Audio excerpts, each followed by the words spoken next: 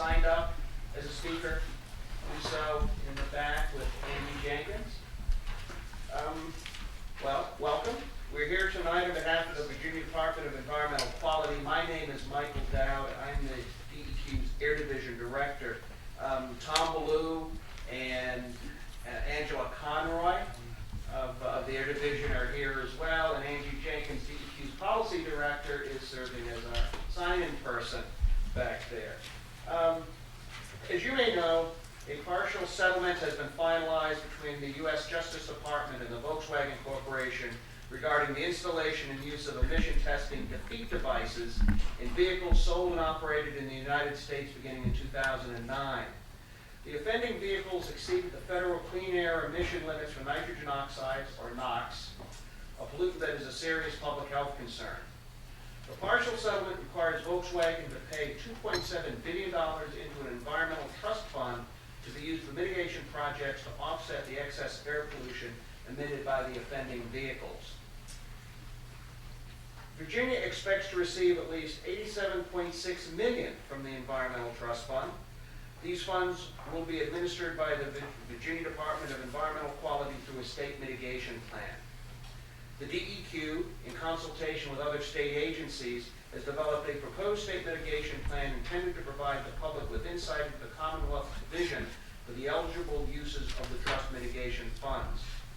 As such, no decisions have been made about how to spend Virginia's share of the settlement or who will receive this money.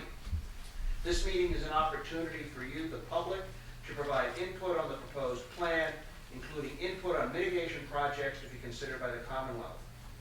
This meeting is not a formal public hearing or a solicitation for projects. Excuse me, the meeting is being recorded, but we've had technical difficulties, so the meeting is not being recorded, but we're taking very good notes.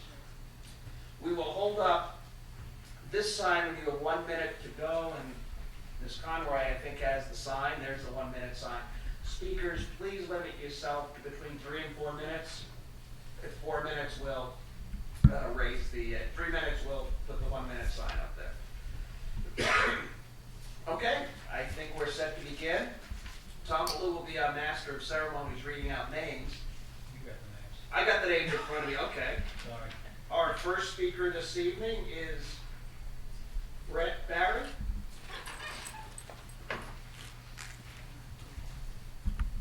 Good evening. My name is Brett Barry, and I'm the Senior Policy Advisor for Clean Energy Fuels, and I thank you for the opportunity to provide commentary on how to effectively structure Virginia's environmental mitigation trust allocation under the Volkswagen settlement. I'm going to skip the introductory comments here given the time limitations.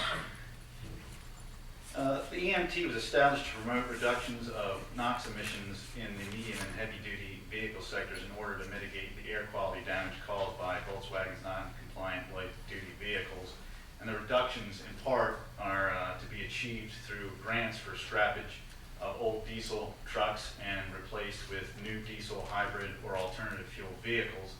And Clean Energy is North America's largest provider of natural gas transportation fuel. We have roughly 589 stations in 43 states, including several in the Old Dominion. So the question presents itself, how should these funds be spent in order to provide the greatest overall benefit? I'd like to provide 4 recommendations. Recommendation 1 is that at least half of the funds should be used to deploy vehicles that operate below today's federal NOx standard. The EMT Fund, Environmental Mitigation Trust, provides a unique opportunity to transform the medium and heavy-duty truck sector by deploying the most cutting-edge engine technologies. While new diesel engines simply meet the required federal NOx standard, many natural gas engines are cleaner and are certified to either CARB, which is California Air Resources Board's optional low NOx, or near zero emission standards. These engines produce 50 to 90% fewer NOx emissions respectively. Given the EMT has been created because of the NOx pollution associated with non-compliant diesel vehicles, we believe that at least half of the funding should be set aside for vehicle projects which make improvements beyond the current federal NOx standards.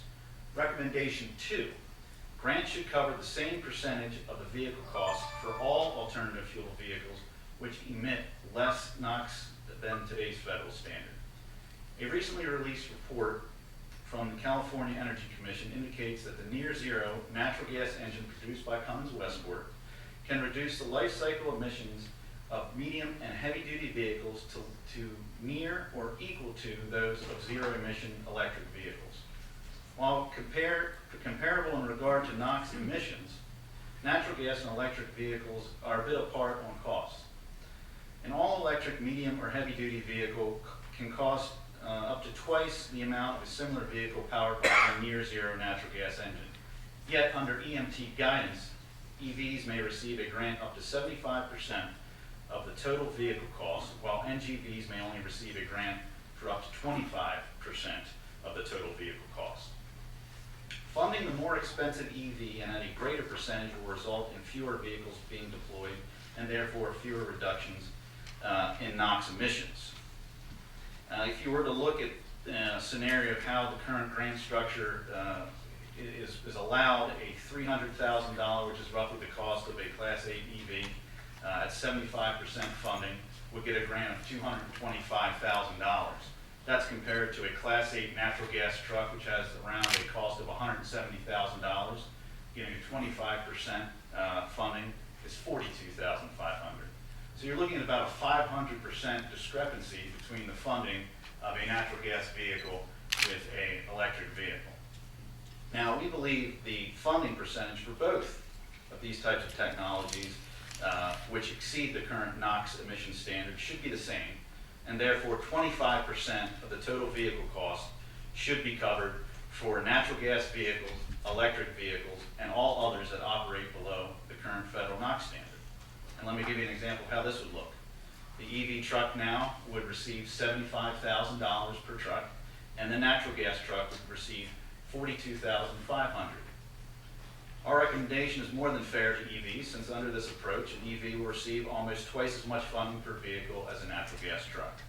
Seeing that my time is coming to an end, I will briefly discuss recommendations 3 and 4.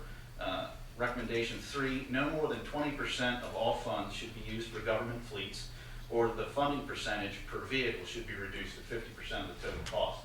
And the reason for this is, we know there's going to be an allure to be able to get free vehicles for government fleets. We want to make sure that all the money isn't quickly utilized at the 100% funding level when there can be a greater impact with the lower funding levels in the private sector. The last recommendation is that mass transit buses, paratransit, and school buses should remain the focus of funding for government fleets. And this is because there's high visibility in these investments, and there's noticeable air quality improvements for the greater public. And also, these fleets travel the same routes generally, so the refueling infrastructure is easier to set up. You can have one station for refueling for mass transit or school buses, instead of having an elaborate network necessary. So in conclusion, low NOx and near zero NGVs produce 50% fewer NOx emissions than diesel and are the most economic alternative. Therefore, we urge you to provide significant funding for the deployment of medium and heavy-duty natural gas vehicles in Virginia's mitigation plan and take into consideration the foregoing recommendations. Thank you for the opportunity to submit these comments on this truly unique opportunity. Division of Air Quality for this opportunity. Hello, my name is Darrell Downing, and I drove here in my electric car, which I've owned since May of 2014. My wife and I have driven over 41,000 miles without using a drop of gasoline. You may respond by saying coal was burned to generate the electricity to charge my car, and that generates greenhouse gases. This is, of course, true, but the U.S. Department of Energy data, specific data for Virginia, indicates that an electric vehicle, or EV, generates 1/3 of the CO2 of a gasoline-powered vehicle. As more solar and wind systems are fielded, the electric grid will become greener, and EVs will become even greener than they are now. But the VW settlement has to do with reducing nitrogen oxides, a component of smog produced by older diesel engines. Well, EVs produce significantly less nitrogen oxide, or NOx, significantly less carbon monoxide, and significantly less particulate matter. All of these compounds have negative health consequences, particularly in higher concentrations found in urban areas, ports, and certain industrial settings. EVs also produce less of these pollutants than vehicles powered by propane and compressed natural gas. I was recently told there are no electric school or transit buses in Virginia. This VW settlement money is a golden opportunity to kickstart the transition from highly polluting diesel vehicles like buses to seriously greener options like all electric. Imagine children waiting to get on the bus and there's no exhaust spewing out of the tailpipe, because there is no tailpipe. These children, their parents, the bus drivers, bus mechanics, and many others in the school system will learn firsthand how clean and quiet these vehicles are. School officials will immediately learn how inexpensive they are to fuel and maintain. Let's replace dirty old diesel vehicles and watch asthma rates go down. DEQ has a very important role to play in this settlement. They need to maximize the health benefit by strategically reducing NOx, which will inevitably reduce other pollutants too.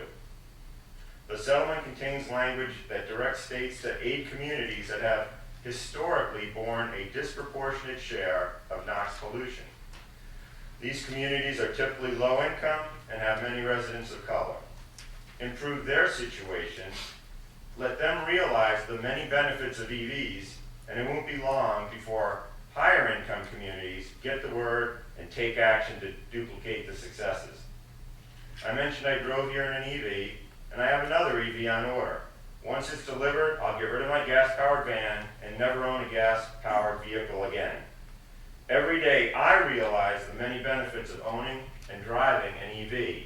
Now it's time for DEQ to bring these same benefits to disadvantaged communities by judiciously planting seeds that will grow into clean electric vehicles and charging systems that will take care of these cities' residents for many years to come.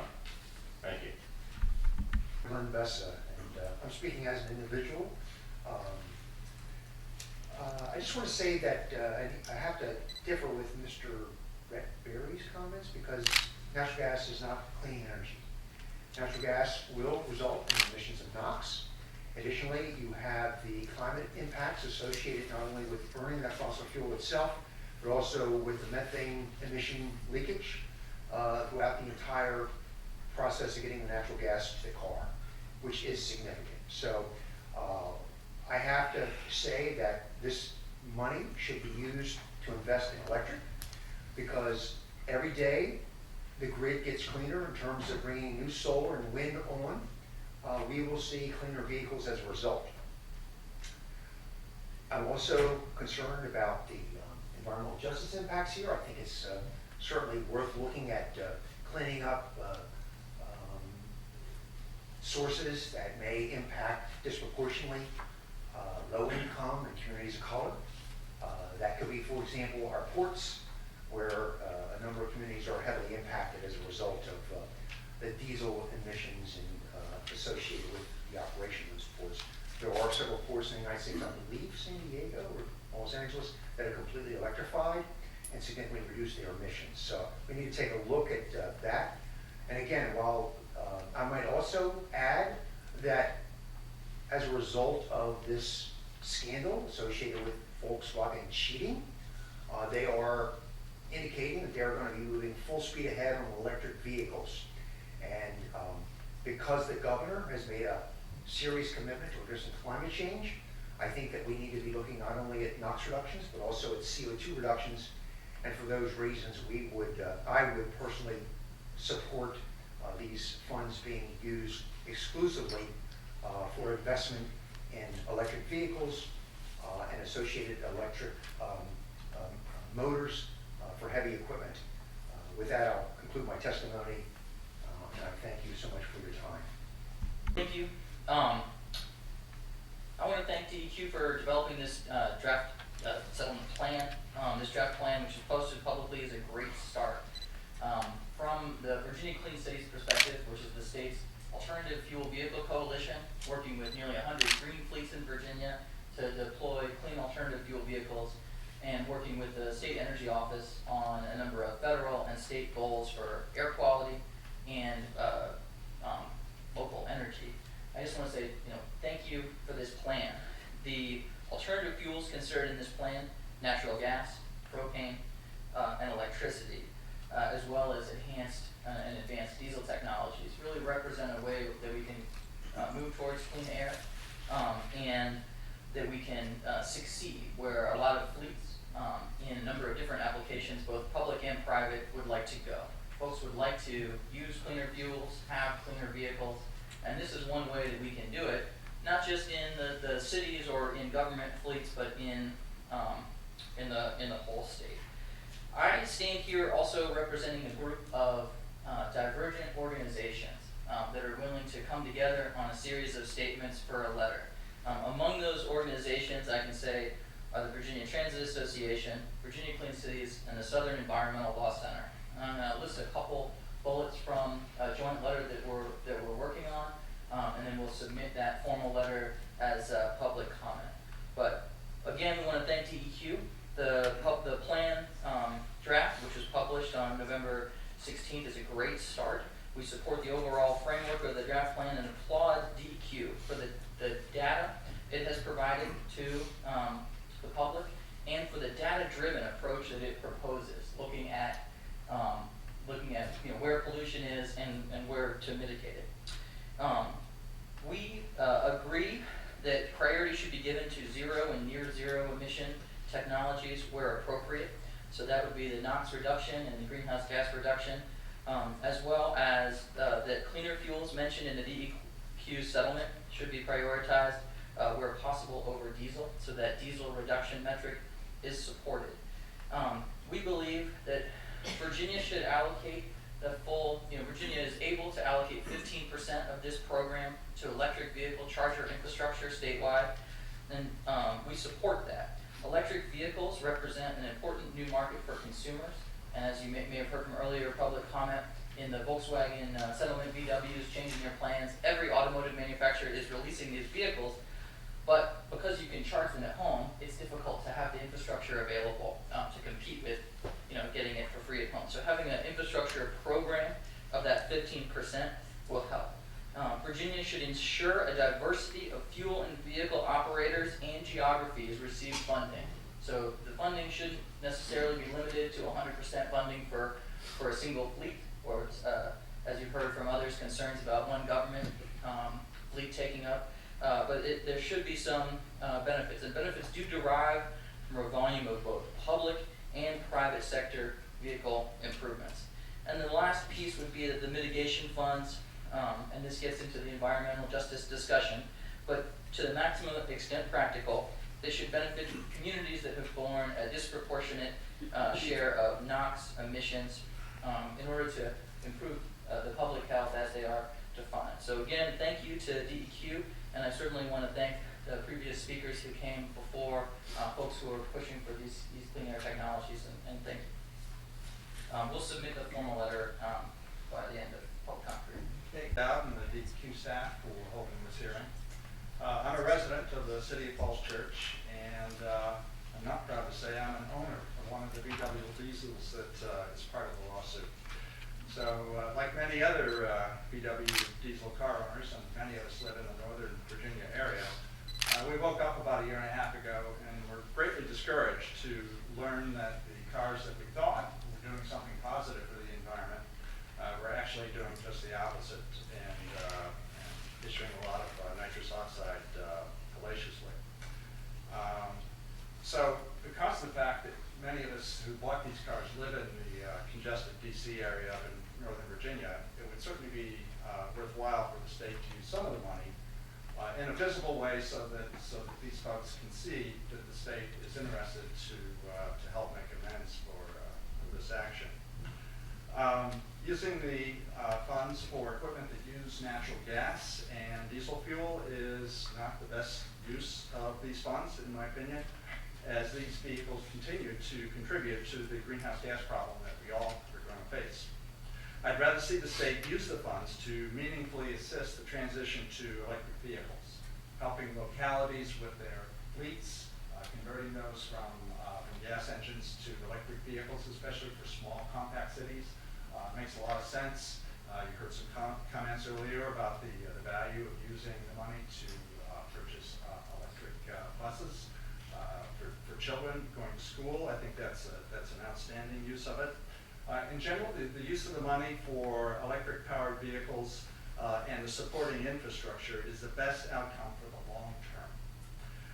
And spending some of it on projects visible to those of us who bought the vehicles would help address the disappointment that we all experience in hearing of VW's admission of wrongdoing. So, thank you.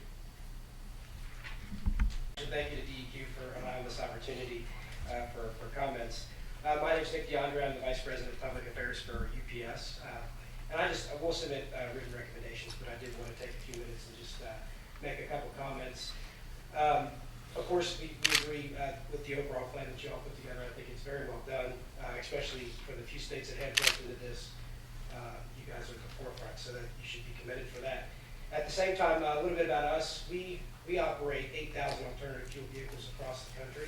They're driven over 1 billion miles. And we are not just compressed natural gas or LNG, we also run electric as well. So I do think it's important that there should be no fuel leaning towards one or the other. I think all types of fuels should be included.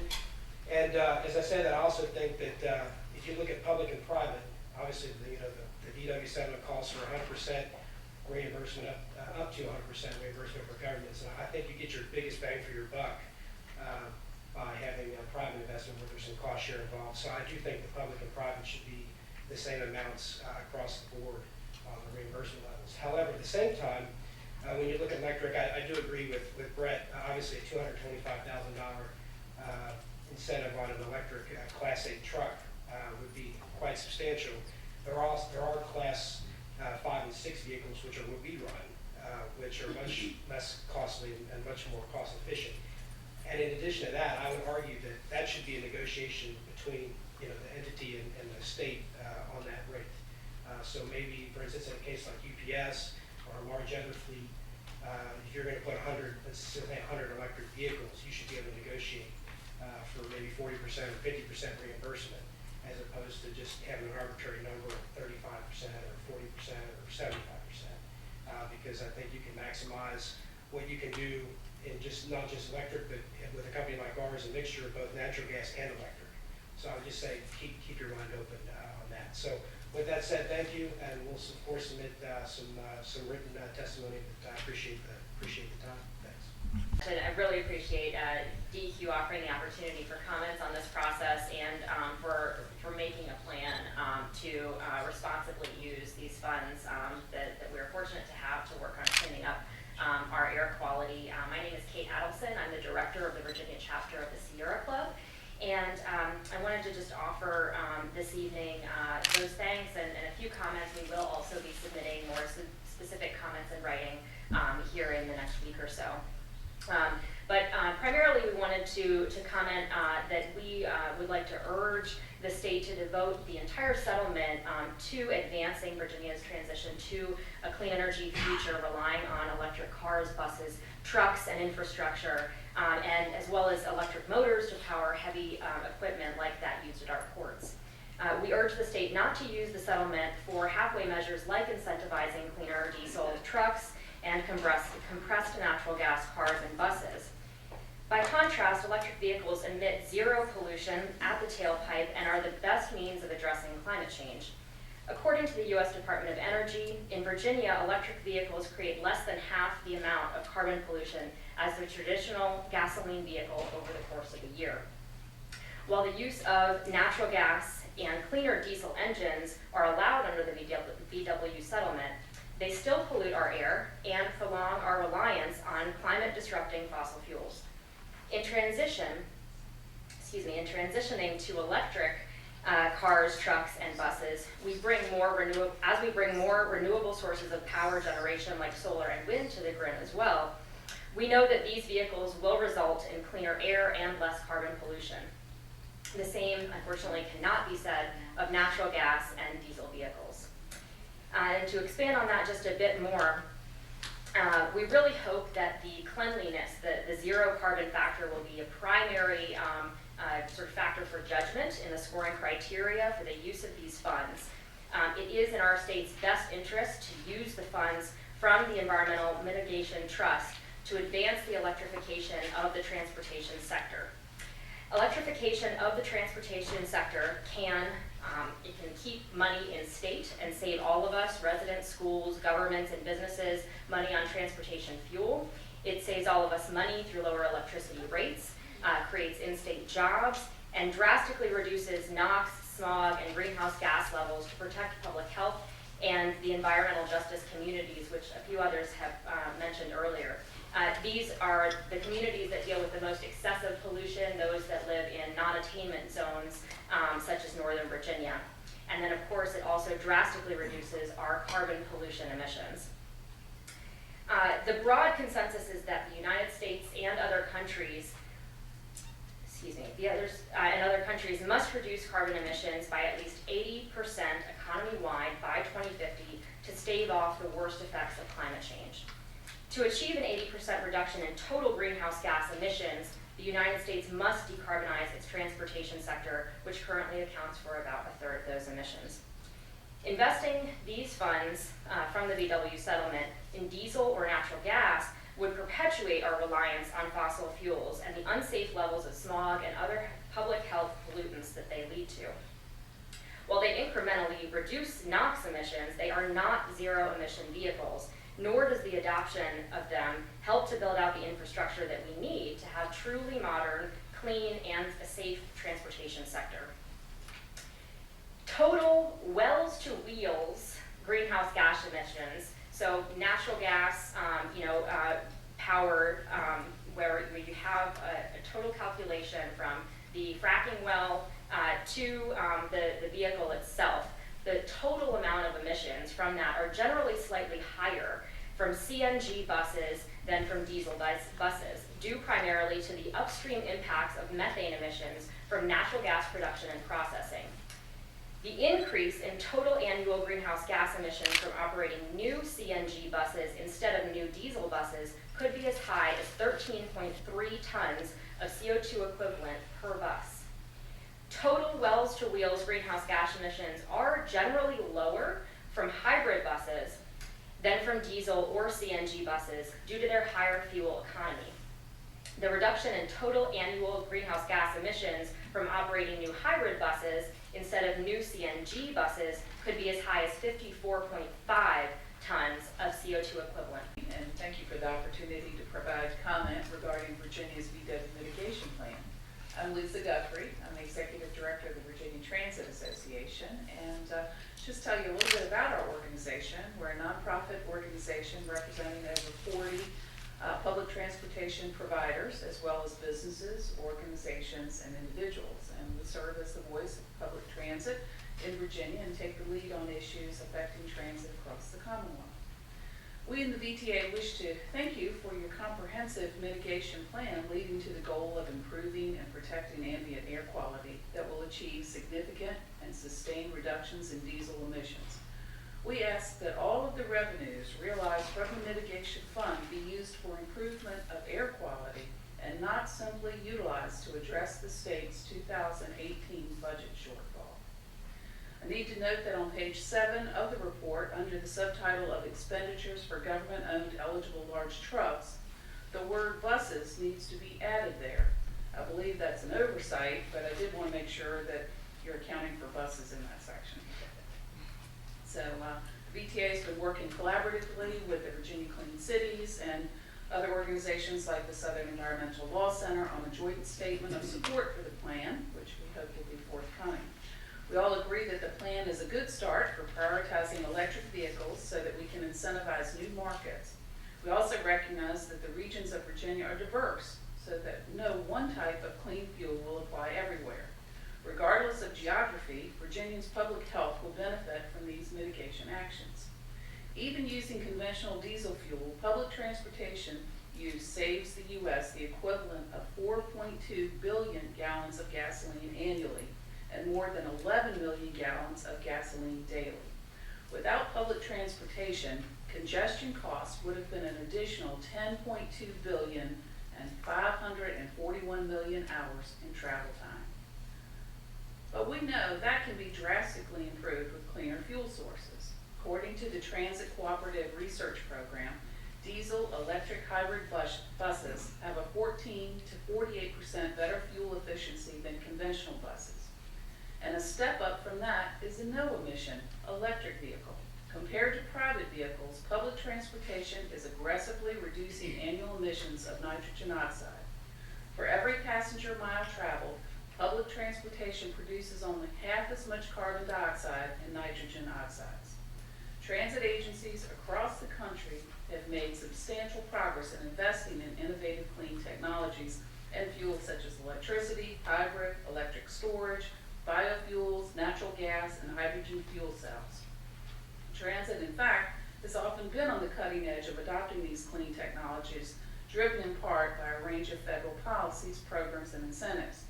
Virginia, unfortunately, is experiencing a decline in state transit capital funding that will plummet in the year 2020. Our transit agencies will be stressed to stay abreast of the state of good repair replacement program and have little to spare for expansion. The opportunity for up to 100% of the cost of a new clean fuel bus through this program may make a significant difference in acquiring any new rolling stock. Several of our transit system members have shared with me their plans and objectives for clean fuel buses, and I'd like to pass them along to you.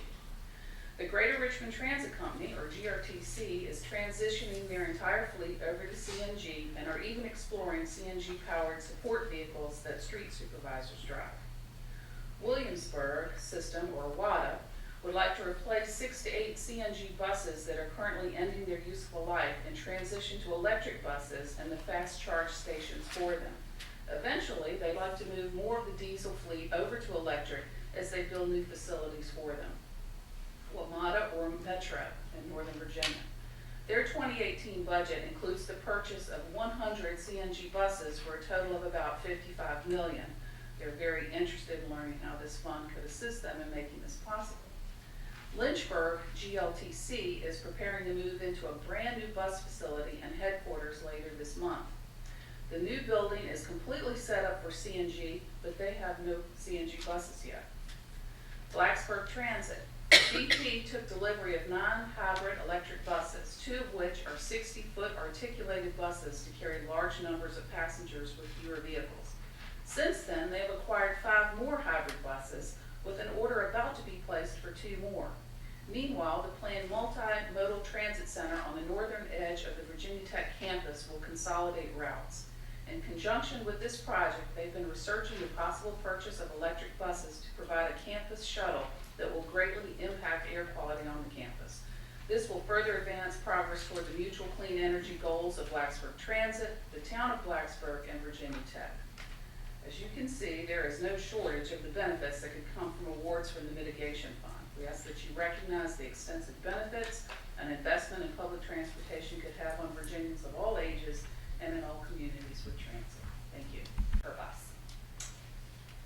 Thank you so much. Transportation for Henrico County Public Schools. I am here to represent the school division and also the Virginia Association of Pupil Transportation, which I'm an active member of. The school bus industry is probably the most successful public transit business in the United States today in regards to the number of vehicles on the road, the number of students transported every day. And I would just like to speak briefly about our current fleet here in Henrico County. We have about 620 school buses, all diesel powered. More than half of them, 300, are from pre-2009. So we still have a lot of the old, dirtier vehicles on the road. We are gradually been able to replace some of the buses, but our current budget levels would take us 15 years to replace just those older buses. I appreciate that the county manager has in fact re-emphasized the replacement of buses. We welcome this opportunity to perhaps apply to replace some of our buses in a more accelerated manner to get those dirty buses off the road as soon as possible. We would always welcome the opportunity to replace a bus one-for-one with 100% funding, but I would certainly be also open to providing some matching funding. For example, if we were to receive a grant of X, we could certainly put up Y to provide some assistance in funding those new vehicles. And I just welcome the opportunity to participate in the process. In the industry, Virginia-wide, there are about 23,000 vehicles that are operating today. We're one of the larger fleets. I can't speak Virginia-wide, but I would say probably half the fleet is probably, again, pre-2009. And I know that many of my counterparts in other localities would be glad to participate in the process. Again, we welcome this opportunity. We think it's just a wise use of funds from the Virginia Department of Environmental Quality. And I would also note our willingness to consider alternative vehicles. We have all diesel vehicles right now. We've talked a little bit about using propane. I'm highly interested in the hybrid electric vehicles. I see some of those that are being offered by the school bus vendors, and perhaps a grant such as this would give us the opportunity to pilot some of those vehicles, see how well they do, how well we can maintain them, and chart a path for the future so that we can have cleaner vehicles to serve our school children throughout the state of Virginia, and particularly here